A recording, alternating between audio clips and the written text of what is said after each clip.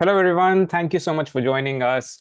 For those of you who don't know about IGAC and ICAC-GP, IGAC is the International Global Atmospheric Chemistry Project that facilitates the atmospheric chemistry research towards a sustainable world, and ICAC-GP is the parent organization supporting the atmospheric chemistry research to addressing basic societal issues. Last year, the first IGAC ICAC-GP Early Career Researcher Scientific Steering Committee was formed, with the goal to establish an inclusive, equitable, and a global early career researcher community in atmospheric chemistry.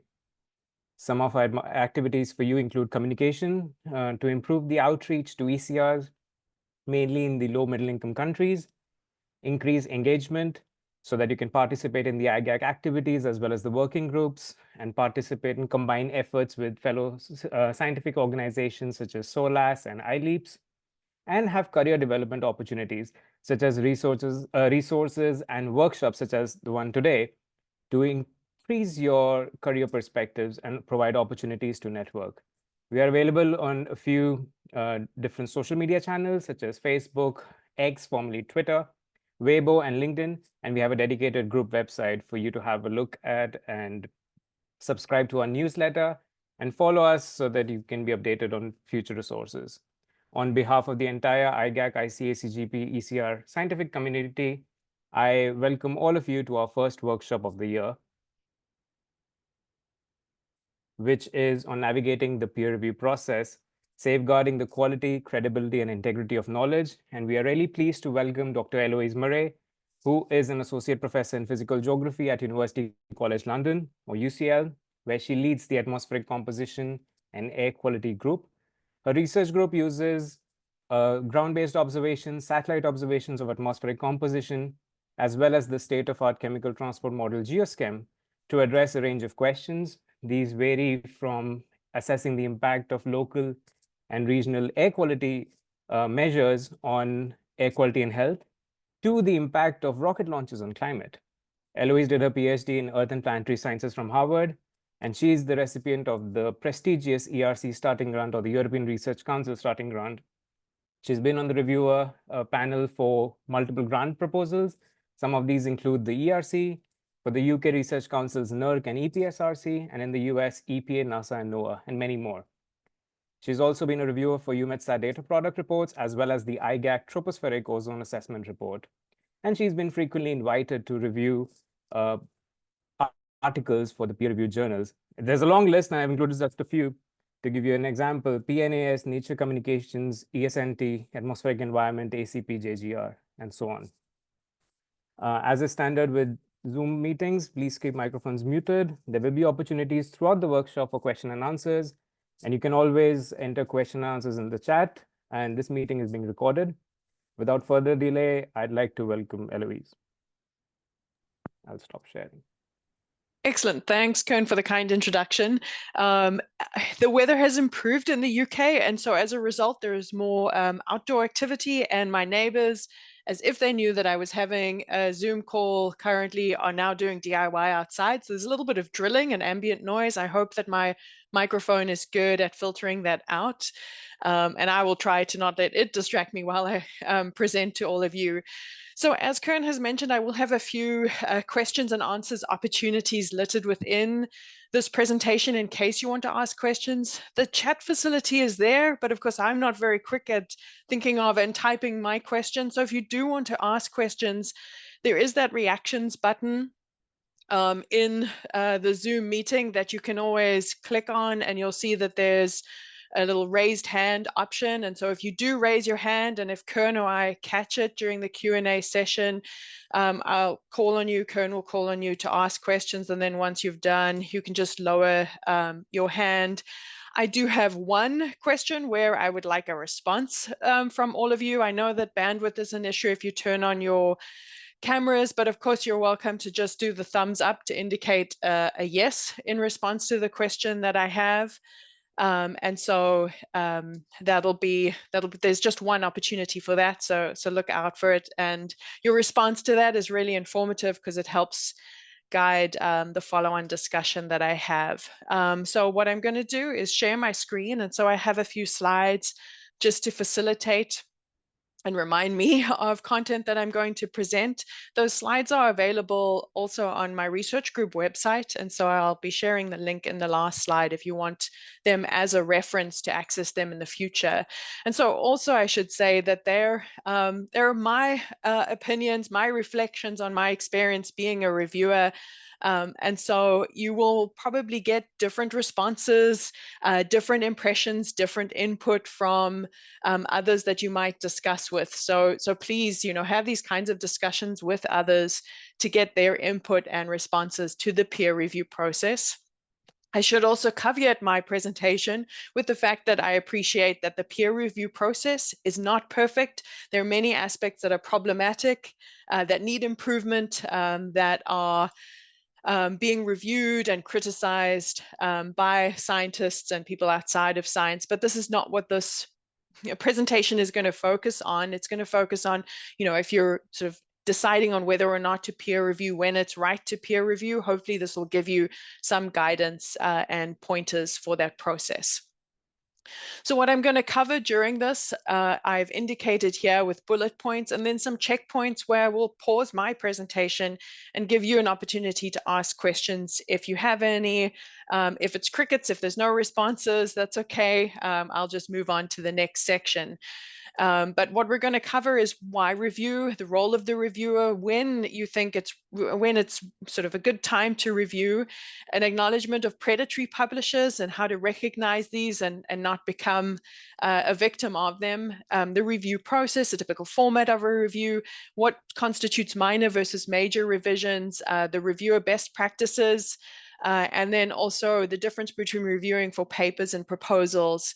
And then also just if we have time, just a reminder of being on the receiving end of the review that many of you have probably experienced. And then also opportunities to gain experience reviewing without jumping into the deep end immediately. And then some more resources that you might find useful.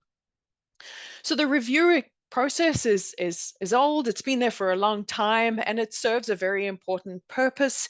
It's an opportunity for you to give back. Someone has given up their time for free to review your paper. Now it's your opportunity to pay it forward, to essentially contribute to the review process and be collegial, contribute to the scientific community.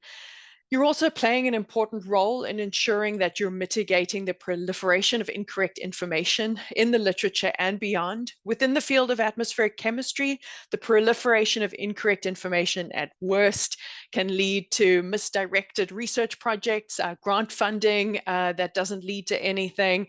But there are many other fields where incorrect information can have far more severe consequences, like medical advice, what vaccinations do to our health, and so on. So you're not in a position where you feel like you're going to cause a huge impact on society if incorrect information proliferates, but it is important to be the gatekeeper against this because it certainly can lead to misdirected research. You also want to ensure that any published research is in fact contributing to scientific knowledge. There's this term turning the crank, sort of just reiterating a previous paper by maybe changing one model parameter or changing one tiny aspect of a field experiment that really just doesn't contribute to new knowledge, to new findings. So, why waste all that money and effort in writing a paper? And so you want to make sure that that research is in fact a knowledge contributor. You want to make sure that the manuscript is suitable for the journal readership, and nature or science readership will have a very different scope to, say, an atmospheric chemistry and physics Copernicus journal readership. And you're there to essentially recommend to the editor whether or not they're fit for that readership. It's also not the chance for you to get payback as much as you might want to after maybe having a very, very horrible review process yourself, to now go, wow, and now I get to pay it forward. Now I get to be that mean reviewer that makes someone work harder for the effort of being published, or potentially to stall a competitor's paper. You identify that you're writing something similar and yours is almost there to be submitted, but your competitor, someone else in the field, has published something and you've identified the opportunity for yours to pip them, to beat them at the publication step. Both of those are not particularly collegial. And it's also not a chance to increase your citation metrics. So you might be an expert in a field and you're reviewing a paper, and in the introductory paragraphs, your work hasn't been cited. And so this is an opportunity to say, please cite this paper, because then you get one more citation for your paper. Sometimes that inevitably happens. You're an expert in a niche field that would inevitably mean that they would cite your work. And if they haven't acknowledged the complete list of current research that's underway. But it's there is a clear purpose in having your work cited, as opposed to sort of just identifying opportunities to up your citation metrics. Something else that's really advantageous about the review process: yes, we don't get paid to do it, and yes, journals and publishers make a ton of money out of us doing this as a charitable contribution to science, but it does help to make us a more critical and better science communicators. There is a payback. As soon as you start to review a paper, you identify ways in which your research could be better communicated, could be clear to the reader, and so on.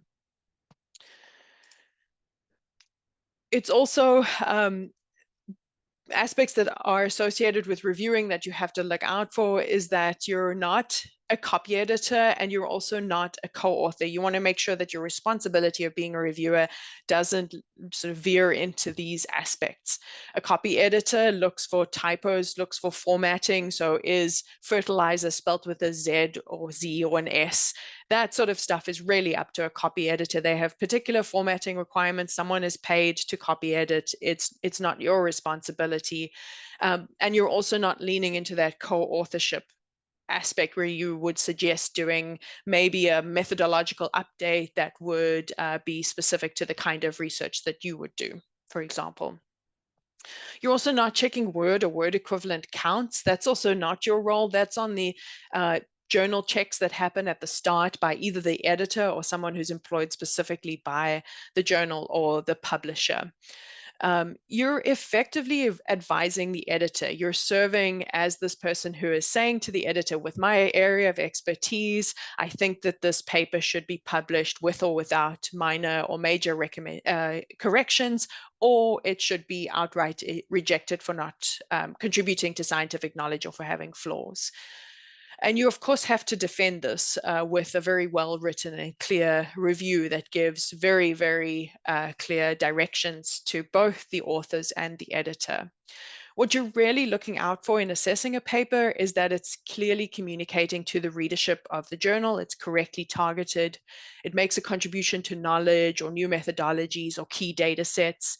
It's also following ethical and open data sharing procedures that are now a very key requirement of all journals, all the good journals. It credits all author contributions as well. It's very clear why the co-authors are included within the work. And it's accurate. The equations, the methodology, the data usage, the data processing, if they're using satellite observations, for example, have they done all of the steps that are required to correctly use that data? And that it's also citing contemporary literature, as well as using contemporary methods. They're not using methods that have been updated many, many times, and so leading to inaccurate or very outdated conclusions or findings. Also, the step on when to review. So this is when you can find your button that says react. Essentially, if you are a first author of at least one published paper, you're now in a position to be able to review. So I think just to get a sense of those who are attending this training, can you just do a thumbs up if you have written at least one paper that has gone through the whole review process and been published?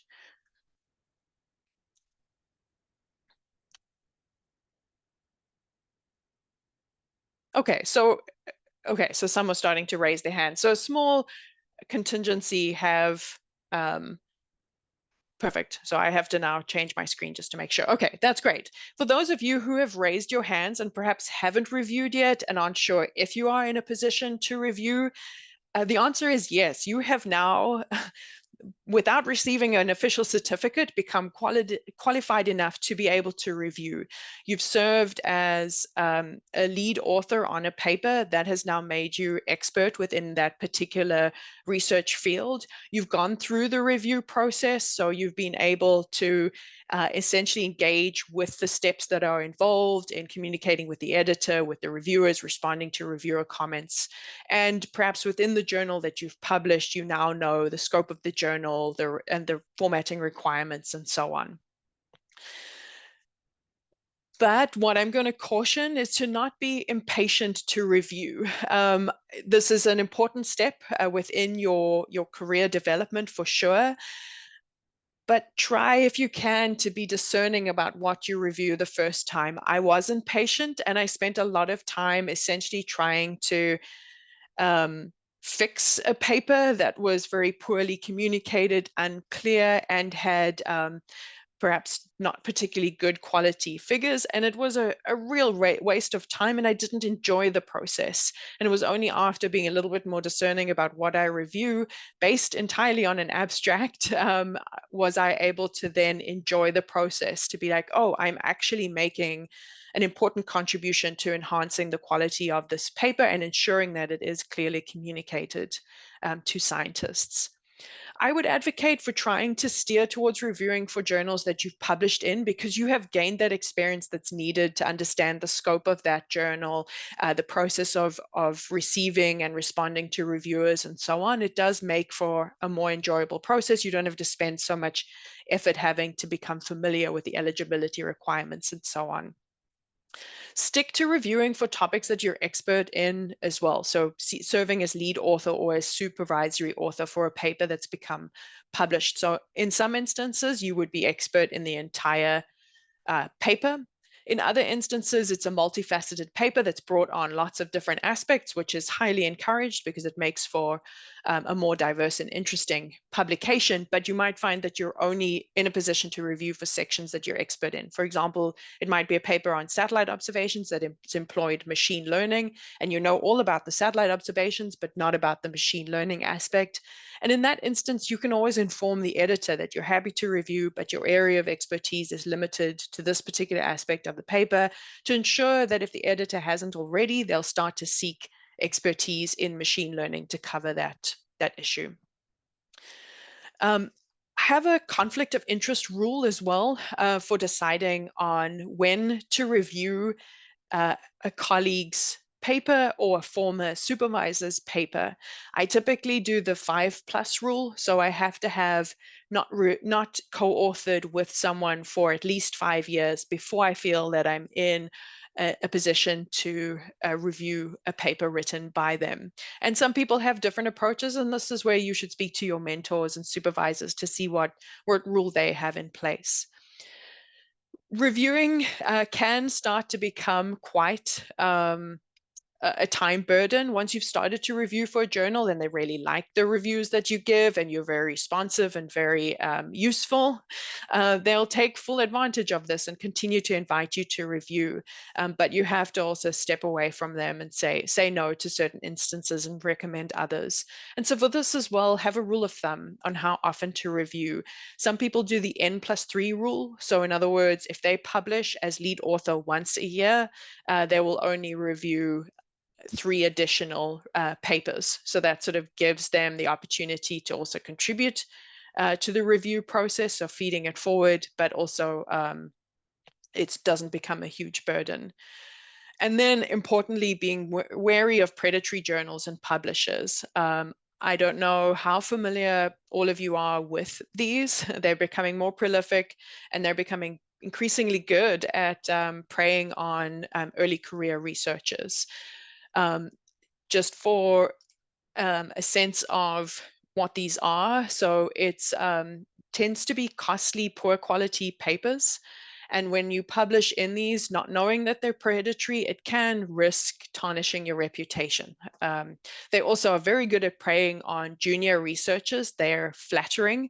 They'll use terms like esteemed expertise, contributing to scientific knowledge, all these sort of flattering terms that in being an early career researcher where perhaps you're frustrated with your PhD process, perhaps your postdoc hasn't gone so well. This is sort of uplifting. It's like, oh, someone is finally identifying that I have the skills and expertise to contribute to scientific knowledge when my supervisor keeps hounding me for work. And so it's important to not fall victim to these predatory journals. I'll give you an example of an email that I've received. I receive these increasingly frequently. They're quite identifiable. They don't know who you are, so they're sending this out universally, doctor/professor. They haven't bothered to identify what my title is. Sometimes because I'm a female researcher, they say, "Dear Sir," and that makes it even easier to figure out that they're predatory, but perhaps you're not in that position necessarily. And then the flattering terms come in. So according to your esteemed expertise. So this is soliciting a review article from me rather than reviewing, but the same format exists no matter what. You get all these links that the publishers, that the email inundates you with, a letter of invitation and so on. Lots of things in italics, big bold letters, very much a sign of a predatory journal or publisher. They also have questionable peer review practices. Some colleagues that I know who have ended up reviewing for what they didn't know at the time were predatory journals. Their actual reviews were ignored because the predatory journal just wants to get it through the process and make as much money as possible. I would recommend consulting this list that's been maintained. It was initially by a librarian who was unfortunately entered into a legal suit against a predatory journal and so has had to stop maintaining this list, but others have taken it on, and so it's kept relatively contemporary. It lists predatory standalone journals, predatory publishers, as well as predatory conferences, another thing that we get inundated with. So definitely consult that list and also learn to spot a predatory email. I'll pause here to see if there are any questions. And so if you do have any questions, you can use the raise the hand option or put it in the chat. And don't be shy, it's a nice small group, so you don't feel like you're being judged for asking questions. I have a question Max. from the organizer. Max. Oh, I see. Okay. Go ahead. Hi, Louise. Thank you. Just on the predatory journals and conferences, I'm getting this issue increasingly as well. And I'm not too sure where it's coming from. Do they get our emails from being the corresponding author? Like, it suddenly comes up as soon as I had a paper out, I start getting attacked, and it's really hard to stop. Yeah, I don't know if I have a good answer for you on how this is happening beyond the fact that they're possibly just trolling the publication sites, knowing that through, say, a legitimate journal you've published, or you've put it onto an open archive while it's undergoing the review process, and they're essentially grabbing the contact author's contacts, perhaps also the title, so sort of scraping the internet for this kind of information, and then just sending it to you. So I see this as well. This pattern exists. As soon as I submit something, it goes into the open access archive. Poof, I'm inundated with emails. So they must have some sort of mechanism that they're able to scrape these kinds of details. So yeah, there's no stopgap before that email gets sent to you. So it really is crucial to have a clear, being critical of these emails that receive, consulting those Beals lists, ensuring that you're able to identify these. Go ahead, Simone.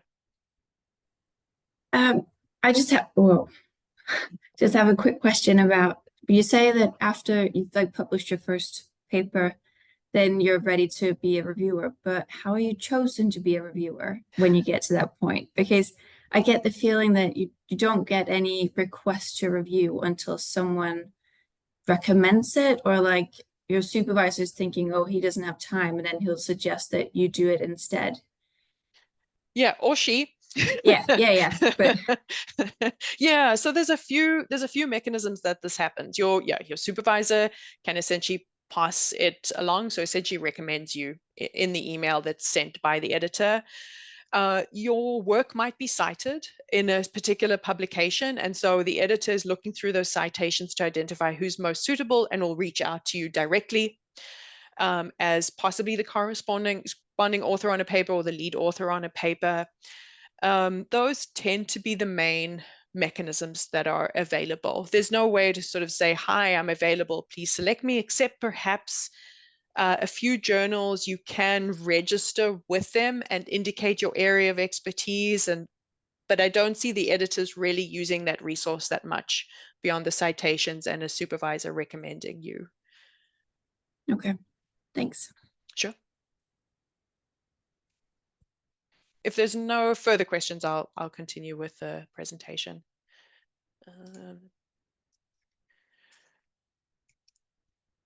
Yeah, so the process does vary from one journal to the next. So what I'm showing here is a sort of step-by-step process. Is pretty much quite a standard format. You might have experienced slightly different processes if you've reviewed or submitted. But as I think you're all aware, if you've gone through this process, the process is protracted and it's slow. In some journals, it can go as quickly as 1 month. But for many, you can sometimes experience more than a year from submission to it actually being published with a sort of volume number, issue number, page number, and so on. So you submit the paper. If you've been diligent about checking all the eligibility requirements, it'll quickly pass through the initial journal check, so scope, submission requirements, word counts, and so on. Then after that step, the journal selects an editor who would be suitable for the topic on which you're publishing. And sometimes you as the submitting author can request particular editors. It doesn't normally work. It doesn't always work out if editors are too busy. So it's part of a work assignment as well to not inundate one particular editor with too much. Then the editor checks it, ensures that it passes the initial editor checks like contribution to knowledge, suitability for journals, somewhat of an additional check over the initial checks. And then the editor contacts reviewers, and sometimes this can be quite a long process before at least two reviewers say yes. And here it's based on your suggestions, the cited papers, as well as their knowledge of the field if they have sufficient expertise related to the paper that's submitted. Here, most journals require at least 2 reviewers. Some would require more, in particular if the reviewers state that they don't have expertise in sufficient areas on the paper. So that would lead to more reviewers. It goes through the review process. This varies. Sometimes journals specify 2 weeks, 21 days, and so on. Sometimes reviewers say, just hang on, I'm doing this for free. I'm exceptionally busy. Give me a bit of an extension. So that can delay the process as well. At this stage, if all of the reviewers have decided reject and the editor agrees with it, you go through the process again. But if you have reviewers and editors looking favorably upon your paper, it's accept with minor or major revisions. It then can be reviewed again if the editor decides that this additional step is required. Otherwise, it gets accepted after you've responded to reviewers, and it undergoes copy editing. And this is the most expensive part. This is the part when all of the formatting related to the journal is applied. And if you've asked for open access publication costs, it can increase the cost as well. And here, at least, the copy editors are not always within the scientific field. And so it's important to also check that the errors, there aren't any errors or inaccuracies that have been introduced at this stage. Some journals waive the fees for any kind of institutes that are in particular low or middle income countries.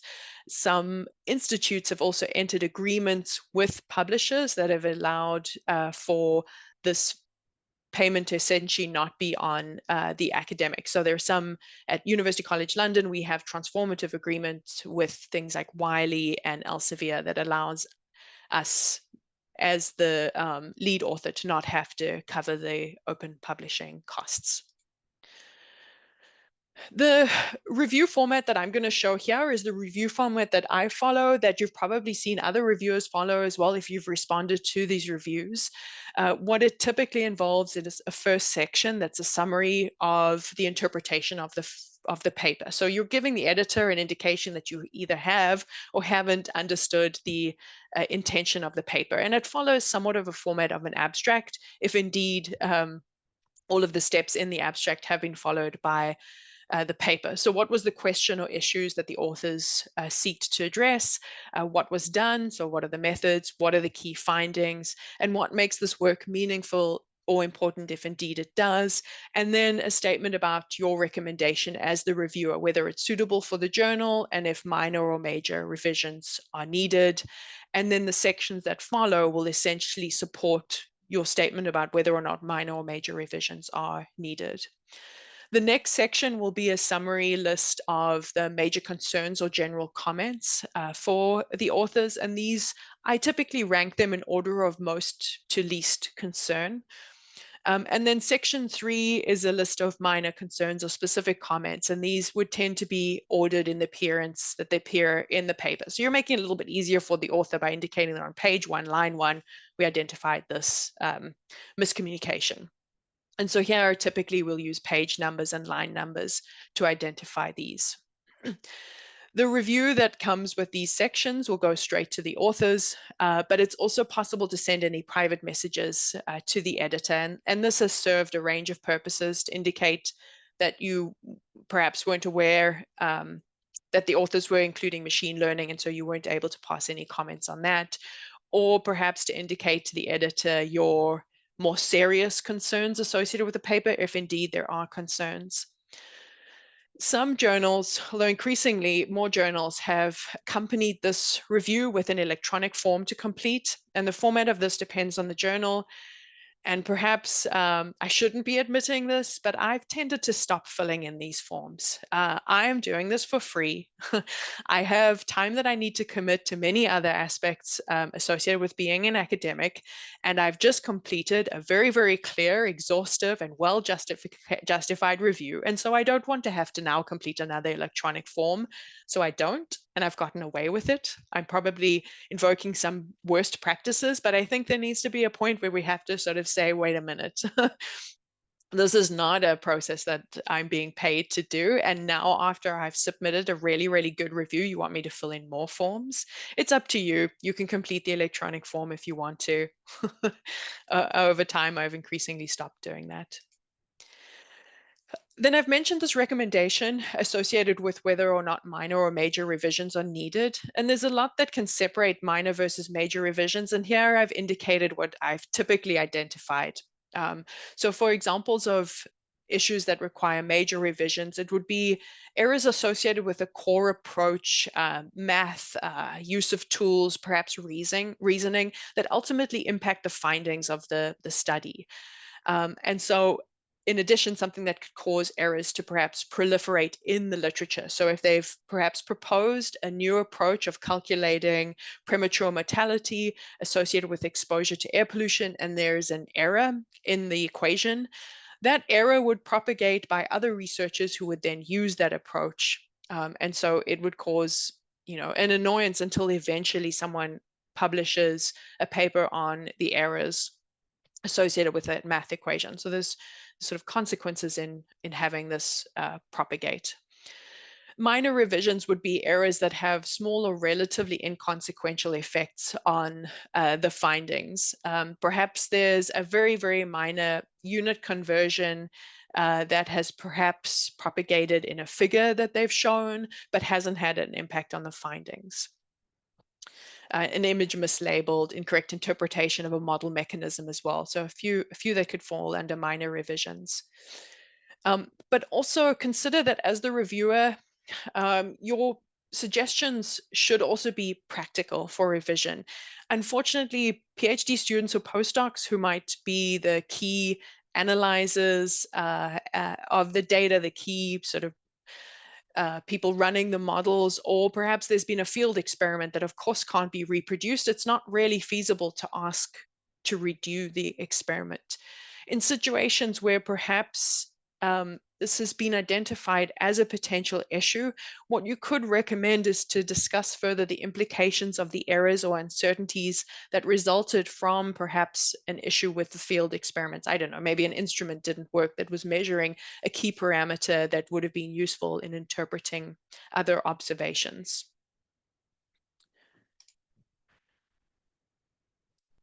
So some other sort of best practices to keep in mind. This seems like an obvious aspect, but I think I've been frustrated on the receiving end of reviews where I'm pretty sure that the paper was not read thoroughly. So you really do want to make sure that you do your due diligence and read the paper throughout. I tend to go about it of reading the paper first, and at this point, jotting down some initial impressions. I'll step away from the paper for about 1 to 2 days if, of course, the turnaround time is not absurd and I have the luxury of stepping away from it before I come back and write the reviews, because this gives me an opportunity to sort of say, okay, wait, this initial impression that I had was kind of harsh and unreasonable, having now read the paper throughout and having read it again. And so I will sort of readjust which of my initial impressions I'll actually include as my final review. Any complaints or concerns that you have associated with the paper should be clearly substantiated. And this might be by referencing locations in the text, citing suitable literature, and so on. But it cannot just be a bland statement about this work is terrible and I don't know, insignificant, without providing any kind of substantiated evidence for that statement. You can also, in cases where you suspect the authors might be wrong, ask them to clarify in their response to reviewers. It might just be that the information was miscommunicated, and so all they really need to do is make their statements clearer. And this happens a fair few times when I've reviewed. To the authors, it probably makes perfect sense, but to a reader reading their paper for the first time, it doesn't. And this also just helps ensure that anyone who reads their paper from the point of publication can interpret it. You also want to phrase reviews in a way that are non-combative. I tried to think of examples of aggressive versus neutral tone, and hopefully this comes across in my 2 examples. So aggressive tone would be, why didn't you bother to adjust the chamber to low pressure conditions typical of the upper troposphere? And then a neutral tone to say essentially the same thing is, please substantiate why it wasn't possible to conduct experiments at low upper troposphere pressures and discuss the implications for the measured yields. I don't know, these could be yields of reactive nitrogen species in the upper troposphere, for example. I tend to find that my initial impressions that I jot down are the aggressive tone, because I'm just getting it out there very quickly before I then come back and write my proper review, and then I will adjust it to this neutral tone. So these sort of initial impressions also helps mitigate coming across as being combative. I'll stop there and see if there are any questions related to the content that I've just presented.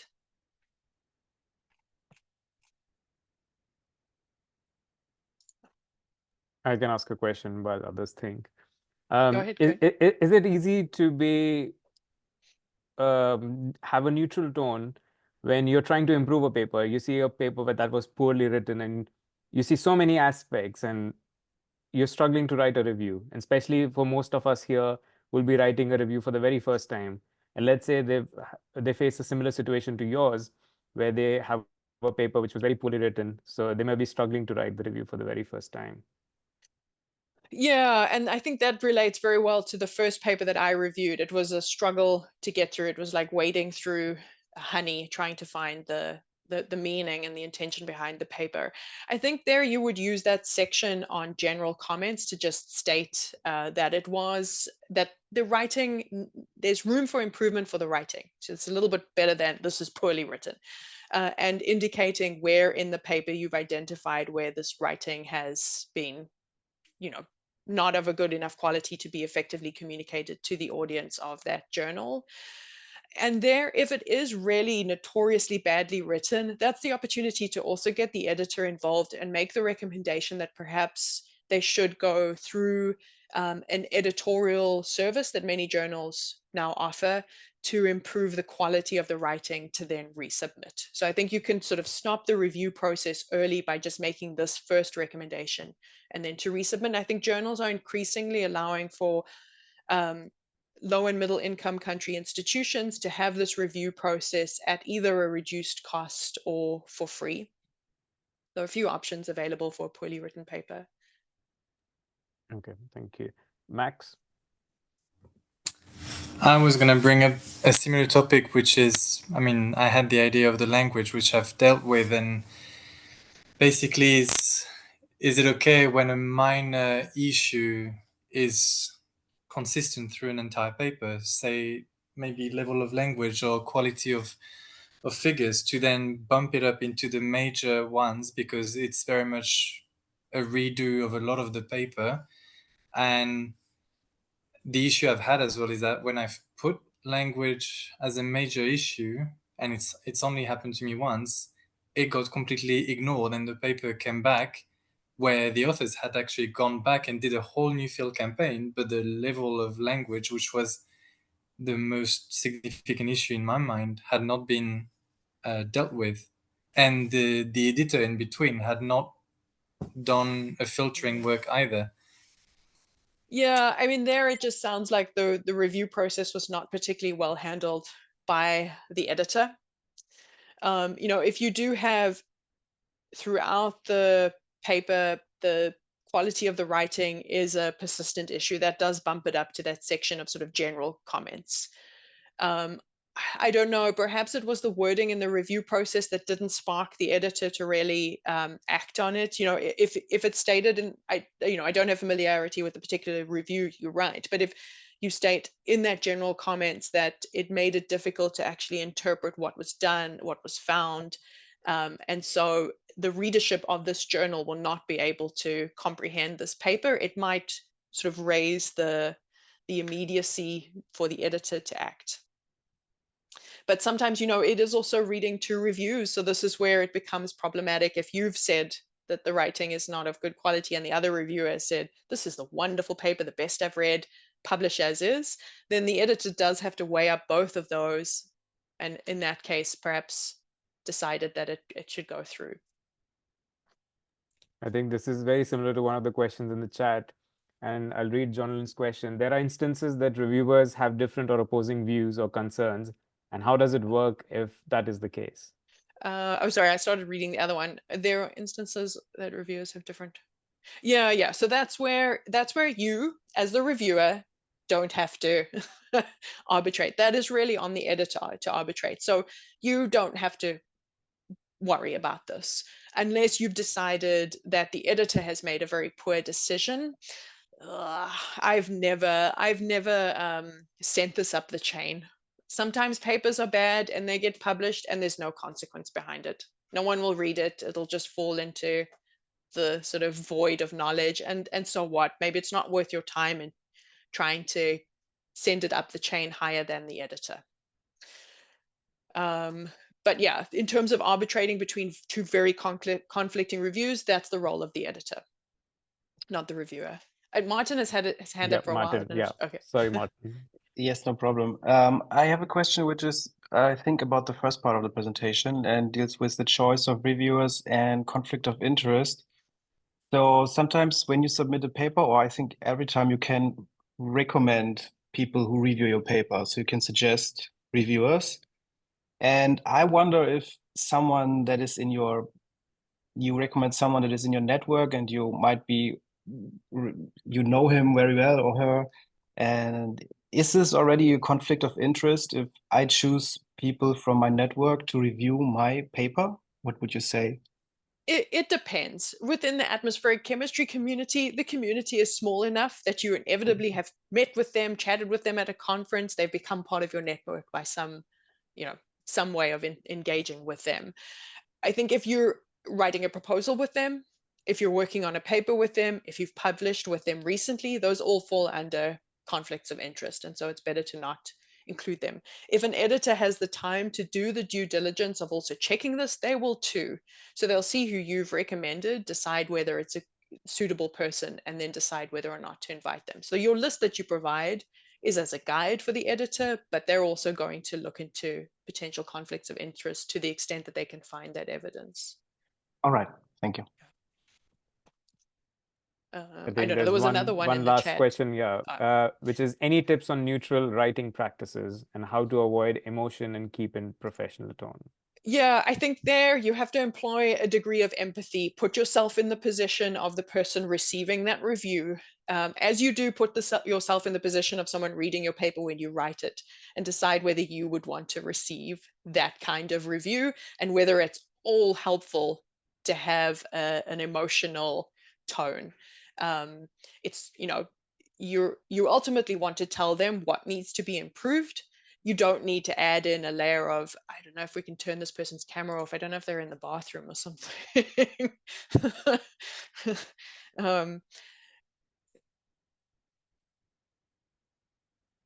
Anyway, yeah, so where was I? Yeah, so consider yourself in the receiving end of that review and decide whether or not it's professional. I think later on in my presentation, I suggest also going to resources like Copernicus's journals, where they put all of the comments.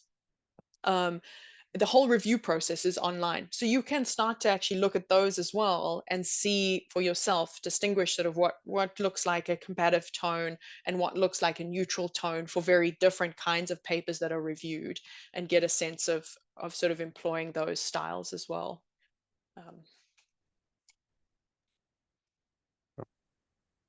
I think Max has just put an extra tip. Come on, you don't need ChatGPT to do your work for you, do you? Okay, so I think if there's no further questions, I'll proceed. Hi, Alois. Oh, hi, Alfred. Yes. Well, do you have to respond to every other email that pops in asking you to review paper? Not if they're predatory. And if you have the area of expertise and you don't have the time to review, but you could recommend someone else, I think that's helpful to the editor as well. So there's no obligation to respond to all of them. They'll just wait. If there's no response, they'll send out another email inviting other reviewers. Okay, so I don't know if we're going to have time to go through everything. I think I have until 1:30, but we've gone through a little bit of tips and pointers and processes associated with reviewing for papers. And then this is just a comparison of when you have the chance to review for proposals. So of course, there's many similarities. You're invited to review because you're an expert in that research field, and you have an up-to-date knowledge on the literature associated with the proposals that have been submitted. There's typically not the chance to say that you should only review for proposals that you've submitted to, because often you get invited to review for proposals that you're never going to be eligible to apply for. And this is because for that very reason, you've been invited to review. There's no chance of, or very little chance of, a conflict of interest. So I get asked to review for US funding agencies that I could never be a recipient of. The issue there is that a lot of initial work is needed to make sure that you're familiar with the call, but funding agencies know about this and they're very good. The good ones are very good at providing guidelines. They have training videos, they have marking rubrics, and they have benchmarks and so on. So they ensure that you are all brought up to speed as easily as possible. Often different from papers, you can get paid for this service as well, but not for all funding agencies. And then aspects that you might want to consider that aren't necessarily pertinent to a publication that are suitable for proposals is whether these are the right people to do the work. So it's sort of looking forward. Is the work feasible? Does the proposed work meet the needs or expectations of the call? Are the methods clearly defined and well thought through? Is the budget justified? And have they thought of contingency plans if a risky aspect of the project doesn't succeed? Maybe I'll skip this question session and just go to the next, just in the interest of time. You've probably more than reviewing, being on the receiving end of the review process. So these are just a few tips and pointers when you're on this receiving end. It's important when you write a paper to think like a reviewer, anticipate the sections that might not be well communicated, sort of anticipate the kinds of questions that a reviewer would ask associated with the work. You may already do this, but just to bring everybody onto the same page, before you submit a paper, it's good to send it to co-authors and allow them at least 2 weeks to give you feedback. Essentially, you're now getting your co-authors to serve as an initial gatekeeper of the paper. They give a clear indication of whether the paper is at the standard that's needed for submitting for review. Don't waste any time guessing who the reviewer is. This is a waste of time, a waste of effort, and you're invariably going to get it wrong. When I was doing my postdoc, my neighbor came to me and said, "Are you reviewing my paper?" Because it was related to geoscam that I use and isoprene that I was working on at the time. I wasn't. So it invariably you get it wrong, and you get frustrated with the person who it turns out isn't your reviewer.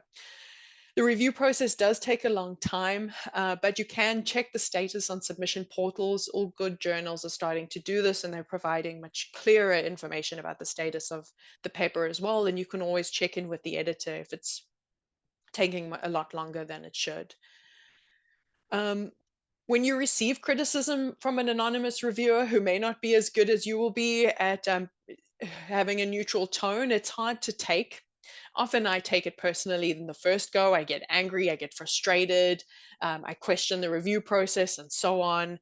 But what I do after I've read the reviews for the first time, I walk away from them. I get a little bit of perspective, I let the emotions settle. And when I come back to them, everything seems a lot easier to achieve. They weren't as bad as I initially thought, and I'm going to get through this review process in time. If a reviewer has misunderstood something, sometimes you get a comment from a reviewer where you're like, what? That makes no sense. Often it's really because what you had put into the paper was not clearly communicated. So it requires a clearer clarification of the text. If a reviewer is hostile or wrong, I haven't really encountered this. We tend to have quite a collegial community within atmospheric chemistry. You can always appeal to the editor to arbitrate. And if that doesn't work and it becomes a deeply unpleasant process, submit to another journal. There are plenty of other journals to publish in. And then within your specific institutes, research groups, perhaps cities, gain experience reviewing by starting a journal discussion club.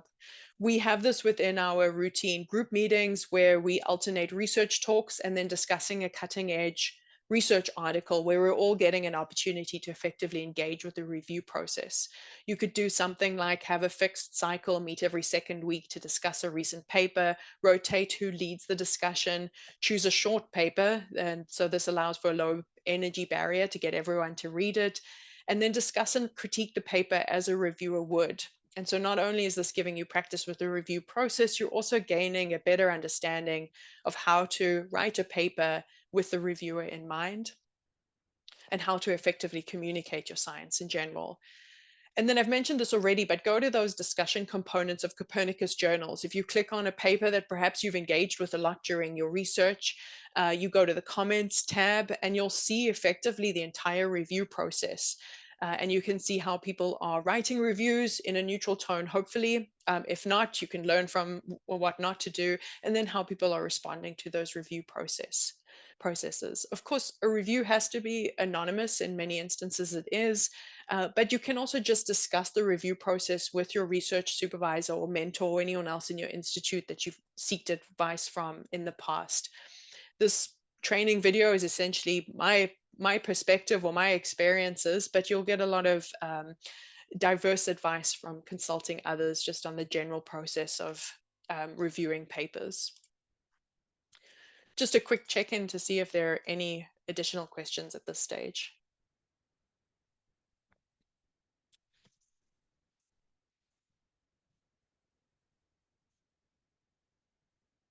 Okay, if not, I'll continue.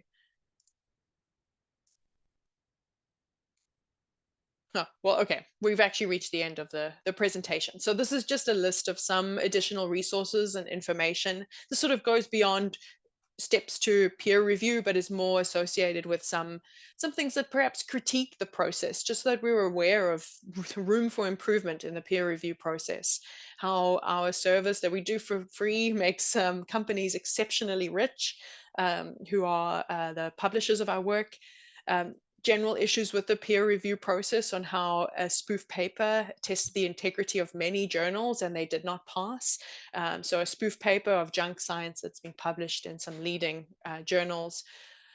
If you're publishing data sets or reviewing data sets, there's also this guideline on how to peer review those. They're slightly different from a sort of science paper, but they're of course critically important because data sets that we use also need to undergo this process. If you want the slides from this workshop just to access in the future, here's a link to them.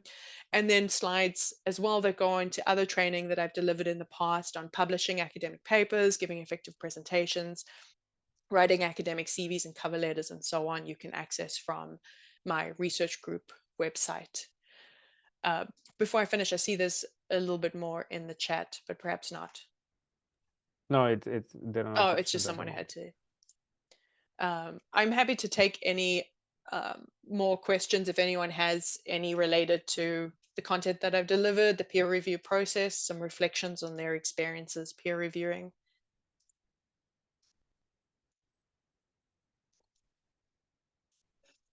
And perhaps those people who put their sort of, oh, I see a question, but before I respond to it, those people who put their thumbs up essentially as those who are now qualified to review, I hope if the review does reach your email that you feel like you're in a position to say yes. Max? Go. Oh.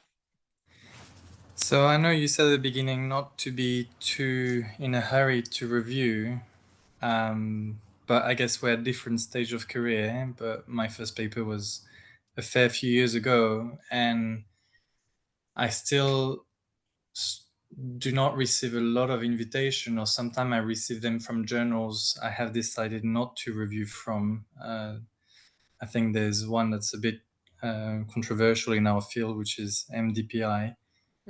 How do I get notice, or how do I get editors to send more stuff my way? Yeah, I think if perhaps you want to be proactive, one route for this could be to reach out to the Copernicus Journal editors who are like, there's a lot of them and they're all listed, and I think their contact details are listed, but if not, you can find their email via their institutes in the sort of area of expertise that you're focused in, and say, hey, next time there's a review related to this topic, I'm available. That would be a more proactive route to take to just make it clear that you are there and ready to review. I mean, it's intriguing because I say no to so many reviews and then make recommendations, but my list of recommendations is short because I'm in a hurry and I've got other work to do and so on. Yeah, I don't know if there's a mechanism that IGAC could use as a community to create essentially resource that says, hey, these people are available to review with these areas of expertise, because editors really struggle to find reviewers to say yes. And so this is intriguing to sort of see people who are ripe and ready and want the opportunity and aren't getting it. Yeah. What is your area of expertise, Max?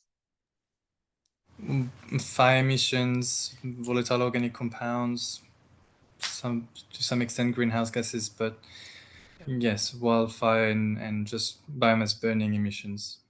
Yeah, I mean, there's always the reaching out to ACP editors directly. I don't know if what's his first name, Van der Werf, I'm forgetting his first name, is actually an editor. Guido. Yeah, that would be sort of Guido. someone to reach Yeah. out to directly. Yeah. Martin? Maybe more of a comment, but maybe also a question, based on my experience with editors, because I realized that some people, especially ECRs, that having their first or second review, they they get these deadlines, so they have to prepare the review in 1 week or in 2 weeks or so on. And it seems sometimes that these deadlines are very strict, but I realized that when you communicate with the editors, you can also extend such these late deadlines, and it's not really a big problem to do that. And maybe that helps sometimes to schedule an interesting review that you might not have time to in the next week, but maybe in 3 weeks, and then just do it. But then you have to communicate with the editor, and I think that's not a problem, and this should be known, I would say. What do you think about that? Yeah, I definitely agree. I've had to do this a few times. It's give me this review in 21 days, and it's, well, the UK breaks for Easter. I have marking that's a strict deadline that I have to meet for my institute and so on. So I have said, yes, I will review this, but I need an extra 2 weeks. And reviewers are so much happier to get that yes, that Yes. they're very willing to accommodate that. But of course, you're delaying the review process by this, but in the end, there's a reviewer. So Yeah. I mean, what's the worst that's going to happen, right? We're not sort of reviewing papers on a vaccine that's critically needed to end a pandemic. Like, we can all take a breath. you don't. Yeah. Yes, you'll slow the review process, but you would be a good reviewer for it, so the editor would accommodate that. Okay. Yeah.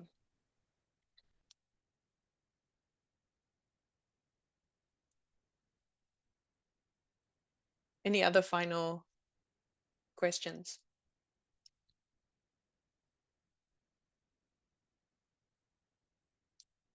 I see lots of thank yous. Yeah. I think a lot of people found this session really helpful. Oh, great.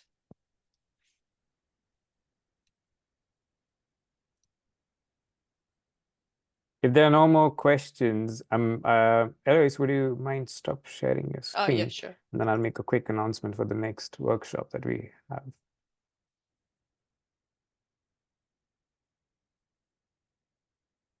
Thank you again for joining this. And the next workshop will be focusing on networking in science. Almost everyone feels awkward networking, but we still have to do it. And this will be delivered by Langley DeWitt from University of Colorado, who's also the director of IGAC International Project. And Langley will focus on introduction to networking, how to approach networking in the career, at conferences. There will be opportunities for breakout rooms to practice some networking skills and reflect on your network maps. And this will be on the 22nd of May, 3 to 4 p.m. We have the registration link, and we'll also add it to the chat right now. Yes, and thanks again for joining. Feel free to stay around for virtual coffee.